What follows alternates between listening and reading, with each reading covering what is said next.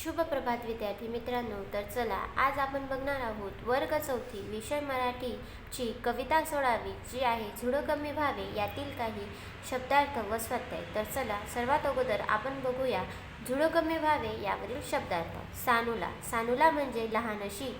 स्वैर. स्वैर म्हणजे मोकळेपणा. राईत. राईत म्हणजे दाट झाडीत किंवा बागेत. कानोसा घेणे. कानोसा घेणे म्हणजे कान देऊन लक्षपूर्वक ऐकणे. अंगुली. अंगुली म्हणजे बोट. पसार होणे. पसार होणे म्हणजे निघून जाणे. संगे. संगे म्हणजे बरोबर. लकेर. लकेर म्हणजे गाण्याची ताल.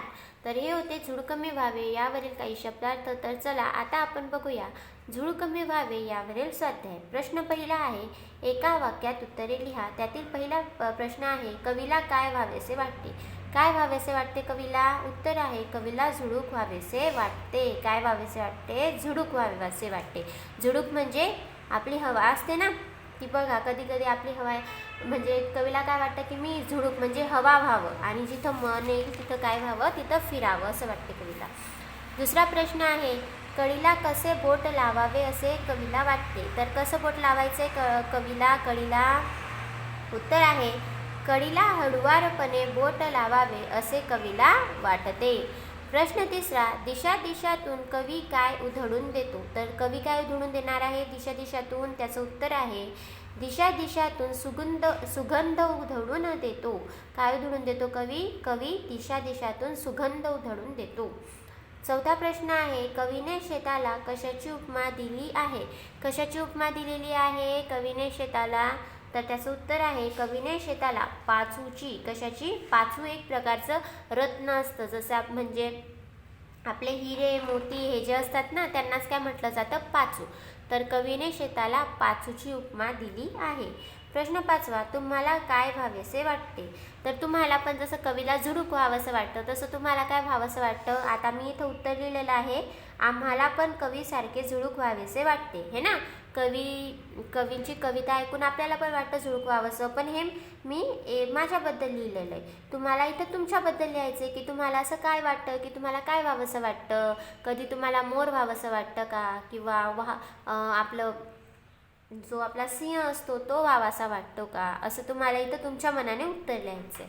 प्रश्न दुसरा आहे, खालील अर्थाचा अनुरूप कवितेत ओळी लिहा. म्हणजे खाली आपल्याला एक अर्थ दिलेला आहे, तर आपल्याला काय करायचं आहे, त्याच्या ओळी द्यायच्या आहे. म्हणजे आधी कसे प्रश्न असायचे बघा, कवितेतील ओळी दिलेल्या असायच्या आणि आपल्याला अर्थ सांगायचा होता. पण आता कसं आहे, अर्थ दिलेला आहे आणि आपल्याला ओळी सांगायची आहे. तर चला बघूया. पहिला अर्थ आहे, जिकडे मन आकर्षले जाईल तिकडे अगदी मोकळेपणाने जावे. तर याची कवितेत कुठली ओळ येईल? घेईल ओढ मन तिकडे स्वैर झुकावे. हे ना. दुसरा आहे, जाता जाता सुगंध उधळत जावे. तर याची कवितेतील काय येईल ओळ? परी जाता जाता सुगंध संगे न्यावा, तो दिशा दिशातून फिरता उधळणी द्यावा.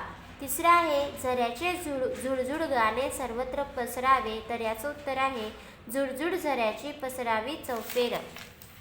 चौथा आहे, हिरव्यागार शेतात किंवा निळ्याशार नदीच्या काठावर जावे. तर याचा आहे, शेतात पाचूच्या निळ्या नदीवर शांत खुलवीत मखमली तरंग जावे गात. पुढील प्रश्न आहे, कंसातील योग्य शब्द वापरून वाक्य लिहा.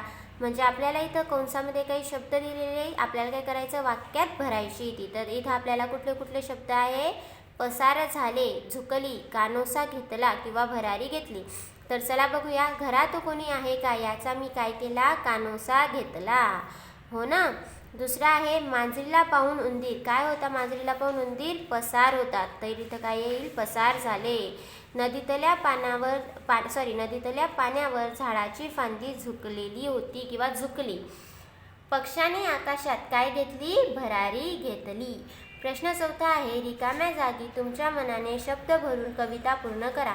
तर इथं आपल्याला काही शब्द दिलेले आणि रिकाम्या जागा दिलेल्या आहे. तर आपण काय करायचं, इथं आपल्या मनाने शब्द भरायचे आणि एक वेगळी कविता तयार करायची आहे.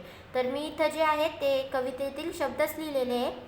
पण जर तुम्हाला आवडत असेल तर तुम्ही तुमच्या मनाने कुठलेही शब्द यात भरू शकतात. जसे की आता बघा मी भरले, वाटते मला सानुली मंद झुडूक मी व्हावे, घेईल ओढ मन तिकडे स्वैर झुकावे, कधी बाजारी तर कधी नदीच्या काठी, राईत कधी वा पडक्या वाळ्या पाठी, है ना. तर हा होता आपला आजचा झुडू कमी व्हावे यावरील स्वाध्याय. तर हा स्वाध्याय जो आहे तो तुम्हाला तुमच्या CW आणि HW मध्ये लिहायचा आहे. तसेच हे सर्व तुम्हाला पाठ करायचं आहे. थँक्यू.